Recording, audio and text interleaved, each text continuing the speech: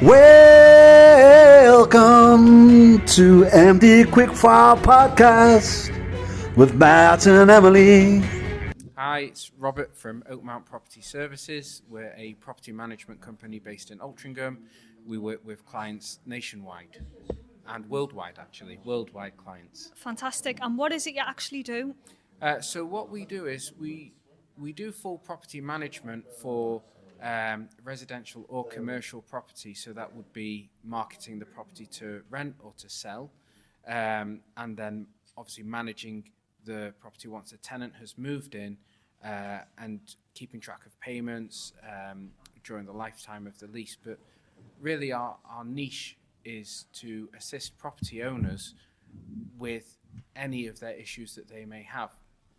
So the better example would be to say that what we do is we will fulfill the bookkeeping role for a property owner. So if a property owner typically will keep track of the payments on an Excel spreadsheet, and keep track of their costs on an Excel spreadsheet, and then at the end of the tax year, which obviously we just passed, they'll send a whole pamphlet of a whole folder of receipts to their accountants and bookkeepers and these Excel spreadsheets where they've had to go through statements to get the payments.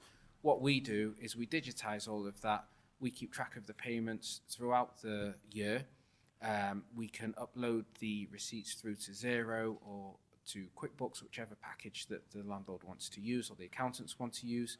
And then we can also do all the tenant liaison as part of that. So you don't really, as a landlord, you don't necessarily want a tenant phoning you in the middle of the night saying, neighbour's making a racket, they've got the washing machine on, I can't sleep. You don't want that phone call, so we'll deal with that. And equally, when you've got a commercial tenant, although it's hands-off, there is occasions where the tenant needs help with something. The landlord doesn't necessarily want to deal with it. They want to go and live their life and enjoy themselves.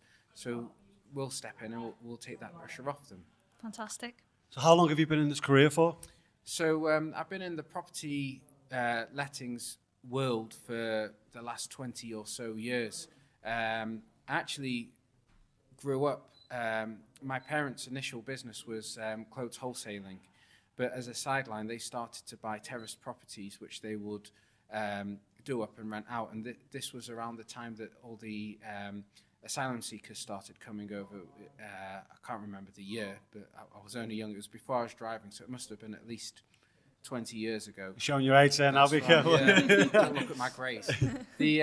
So I'd go and help them with their fitting out the properties to make sure that it was to the high standard that was needed for the asylum seekers to be able to live safely in the property, but also then following up on that with the lettings, with the paperwork and everything that goes with that.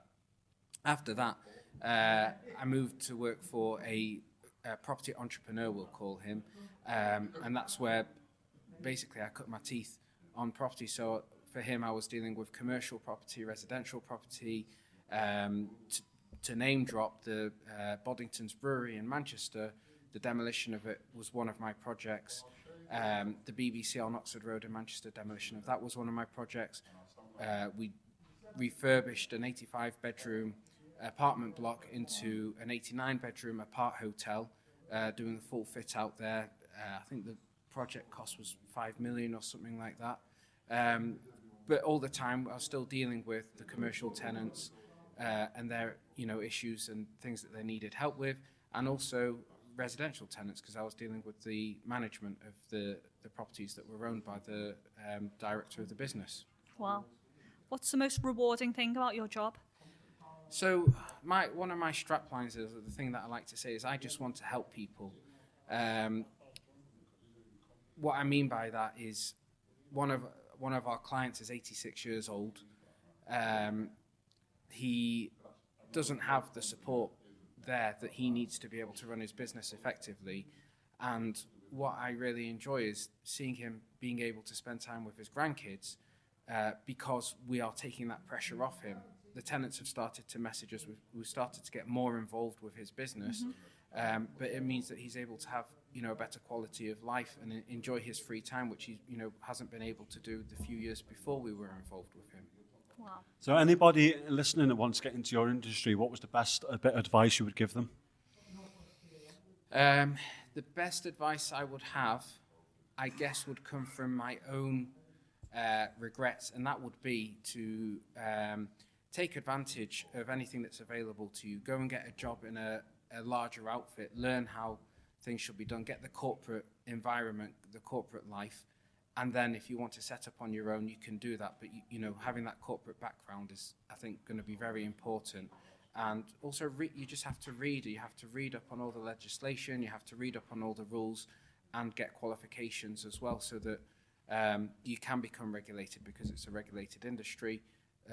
You need that behind you. If you don't have that education behind you, if you don't have the certificate, you don't have the knowledge, you won't progress. Thank you so much. And for your random question, if you had £100 million given to you right now, what would be the first thing you'd buy or do with it? £100 million. So, wow, it's a lot of money. I mean, I've always thought if I had £1 million, you wouldn't stop working, because that wouldn't really touch the size. That's why it's 100 million. So 100 million makes everything more difficult. But the question is, what is the first thing that I would buy? Or do. First thing you buy or do. So, from my kind of background, come on, quickly off the cuff. Come on, what would you buy? Charity. 10%. It will go straight to charity, and then I'd look at what else I'd do with that. And what charity and why? I think with that amount of money, you'd probably be able to resolve. You won't be able to resolve the world problems, would you? With that, it's not quite enough. 10% would be £10 million. I think you'd end up giving it to various charities. I don't think it'd be one in particular, but definitely towards cancer. Definitely, I think today we've been hearing about palliative care. That, you know, is a really rewarding place to give. I think you just need to help the people that need it first, and then you can, you know, go and spend money on a holiday. Or a life of purpose when you give. Fantastic. Thank you so much for coming on. Really appreciate your time. Thank you. You've been listening to MD Quickfire Podcast. To sponsor our show or appear as a guest, visit us at mdfitout.co.uk.